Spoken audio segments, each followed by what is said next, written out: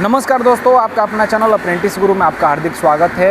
मैं उम्मीद करता हूं कि आप स्वस्थ होंगे, मंगल में होंगे और जहां भी होंगे वहां खुश होंगे। दोस्तों, मैं आज एक रेलवे की और सच्चाई बताने जा रहा हूं कि रेलवे एक भर्ती में इतना समय क्यों लेती है। एक ग्रुप डी का ही भर्ती देखिए जो 32,000 आई थी शुरू में, वो इसका इतना लंबा क्यों भर्ती गया, इतना लंबा भर्ती क्यों जा रहा है। जो 2019 की भर्ती थी वो इतना लंबा क्यों गई, इसके पीछे बहुत सारे कारण हैं दोस्तों। उसमें से एक कारण है रेलवे का आमदनी, सीधा आमदनी। दोस्तों, जो मैं बात बता रहा हूँ ये मेरा मानना है, मैंने इस पर रिसर्च किया है, मैंने इसको ढूंढा है, मैंने अलग अलग वेबसाइट से लिए। जैसे कि जो जानकारी मिलती है, जैसे कि मान लीजिए ग्रुप डी की कितनी भर्ती आई ये तो आपको पता है, ग्रुप डी में कितनी फीस लगती है तो आपको पता है, लेकिन सब इसका ही कैलकुलेट करके मैंने एक अपने से डाटा बनाया है। इस डाटा से आप सहमत होंगे कि नहीं ये मुझे नहीं पता, लेकिन आप कमेंट करके ज़रूर बताइएगा कि क्या मैंने जो डाटा बताया वो सही है या गलत है। दोस्तों, अभी जो ग्रुप डी की भर्ती है 2025 में जो जनवरी में आई थी, उसका वैकेंसी थी 32,438, ये आपको पता है। उसका फार्म फीस लगता है 500 रुपये, जनरल का ओबीसी का। दोस्तों, कितने फार्म पड़े? 1,08,00,000 टोटल फार्म पड़े। दोस्तों, अगर हम ओबीसी, जनरल का, एससी एसटी का, आपको पता है एससी एसटी का 250 लगता है, ओबीसी का 500 लगता है, तो हम तो इकट्ठा तो कर नहीं सकते। आपको पता है ये भी, ओबीसी का ज़्यादा जनसंख्या रहती है, जनरल का कम रहता है और इससे भी कम एससी एसटी का रहता है। मतलब सबका अगर एवरेज ही निकाला जाए तो एक बच्चे का एवरेज में जो आता है 414 रुपये फीस आता है जो पेमेंट करते हैं। एवरेज मैं बता रहा हूँ, जो 500 रुपये का एवरेज और 250 रुपये का एवरेज जो निकलेगा, और कैसे एवरेज निकलता है तो मान लीजिए 71 लाख 71 गुणे 500, जो कि 71 लाख लगभग 500 वाले हैं और 37 लाख 250 वाले हैं। जो एक करोड़ मैंने 8 लाख बताया, उसमें से एक मैंने डाटा लगभग गूगल से देखा तो उसमें मुझे मिला कि 71 लाख ओबीसी और जनरल वाले हैं लड़के और 37 लाख एससी एसटी वाले लड़के हैं। ये दोनों को मिलाकर मैंने किया 250 बटा में 108 कहाँ से हो रहा है तो 71% और 37%, और दोनों को मिलाया तो मैंने 414 एक लड़के पे आ रहा है।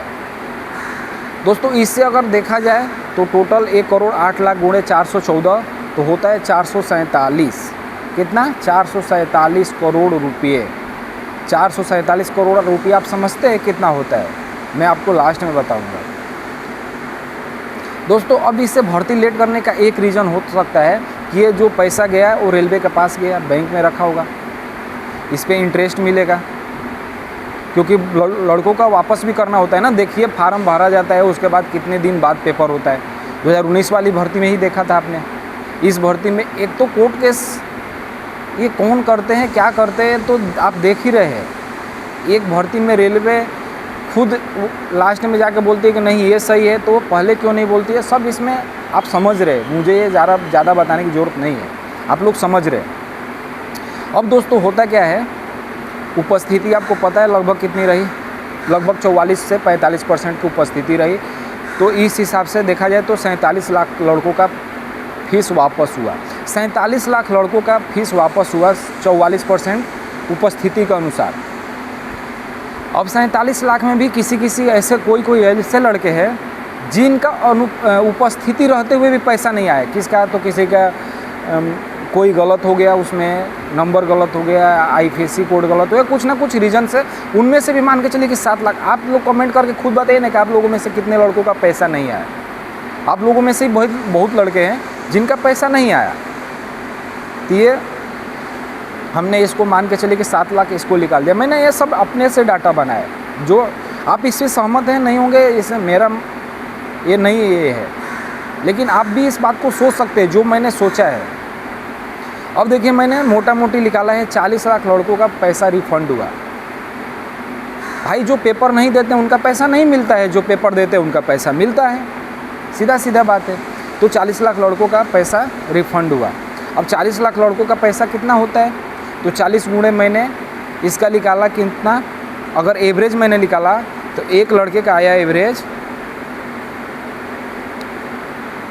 250 इनका वापस होता है, 250 SC ST का वापस होता है और 397 96 जनरल और ओबीसी का वापस होता है। मैंने एक लड़के का निकाला तो इसमें से मुझे मिला 325 रुपये एक लड़के का वापस ही मिला, मतलब उधर ज़्यादा और इधर कम मिला के दोनों का निकाल के मैंने निकाला। एवरेज बताया, एवरेज निकाला मैंने।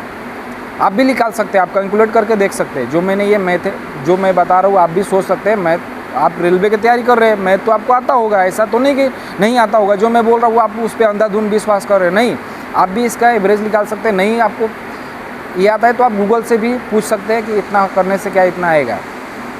325 रुपया एक बच्चे का, 40 लाख बच्चों का अगर गुणा किया तो 130 करोड़ रुपये रिफंड हुए। टोटल 447 करोड़ जो आया था रेलवे के पास, उसमें से मात्र 130 करोड़ रुपये रिफंड किए गए। बचे कितने? 317 रुपये।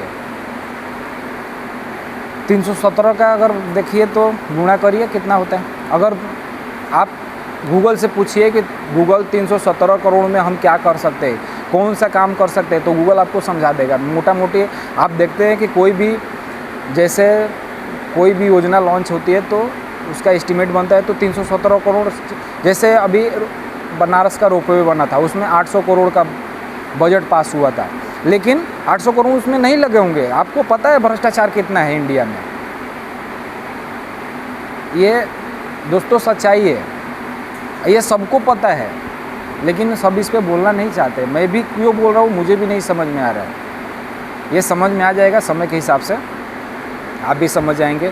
तो 317 करोड़ का मतलब लगभग एक मोटा मोटी अंदाज़ा लिखा जाए तो मैंने गूगल पे सर्च किया तो मान के चलिए कि 100 किलोमीटर का लगभग हाईवे तैयार हो सकता है। इतना 317 करोड़ का मायने होता है। तो अब देखिए, अब भर्ती दोस्तों रेलवे इसलिए लेट कर आता है कि इतना तो इसके पास आ गया। अब बताइए भर्ती लेट क्यों ना कराए? रेलवे का कौन सा काम रुक रहा है? डेली चल रहा है काम, प्राइवेट आ रहे, प्राइवेट वाले लड़के आ रहे, प्राइवेटाइजेशन हो रहा है, निजीकरण धाड़ाधड़ हो रहा है। रेलवे क्यों भर्ती लेगी? रेलवे क्यों ना देरी करेगी भाई? इसमें अगर आपने कोर्ट केस डाल दिया, इस पर सुनवाई जल्दी क्यों होगा? टाइम लगेगा। तो दोस्तों ये सब बहुत कारण है। रेलवे नहीं चाहती कि हम जो भी भर्ती उसको फटाफट कंप्लीट कराए। दोस्तों ये जो छोटी छोटी वैकेंसी आ रही है ना, बेरोजगारी का बहुत बड़ा फ़ायदा उठाया जा रहा है। क्यों, कैसे उठाया जा रहा है कि छोटी छोटी वैकेंसी आएगी, कट ऑफ हाई जाएगा। एक लड़का मान लीजिए इस बार गुजरात में डाला, उस बार अगले बार अपने गांव जाएगा, 2 बार उसने एक सीट खा गया यहाँ का, फिर वो अगले सीट, वो एक ही लड़का कम से कम 4 बार फार्म भर रहा है, कम से कम 4 बार।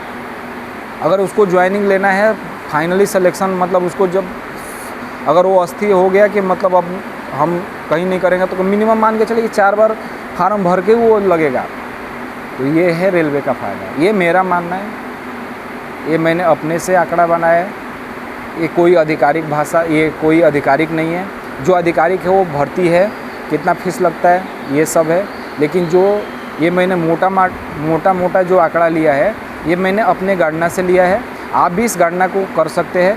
हाँ, और एक ट्विस्ट है, आपको मैं ये काम देता हूँ कि जो मैंने ये आंकड़ा बताया, इसको अच्छे तरह से कौन कमेंट में डिफाइन कर सकता है, कौन इसको अच्छे तरह से पूरा डाटा के साथ लिख सकता है, उसका मैं कमेंट पिन करूँगा।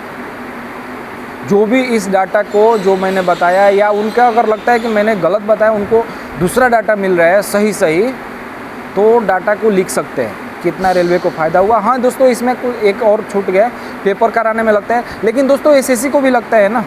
ये तो रेलवे को थोड़ी ना लगता है, एसएससी को भी लगता है। अदर सारे एग्जाम होते हैं उनको भी लगता है। एसएससी क्यों 100 रुपया लेती है भाई? हम टैक्स का पैसा किस लिए दे रहे हैं? एग्ज़ाम कराने के लिए ना, कि अपने पास से पैसे स्पेशली उसको एग्ज़ाम कराने के लिए दे।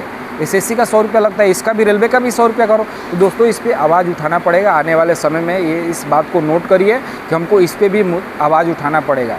रेलवे धंधा बंद करो, भर्ती का धंधा बंद करो, नौकरी दो, नौकरी।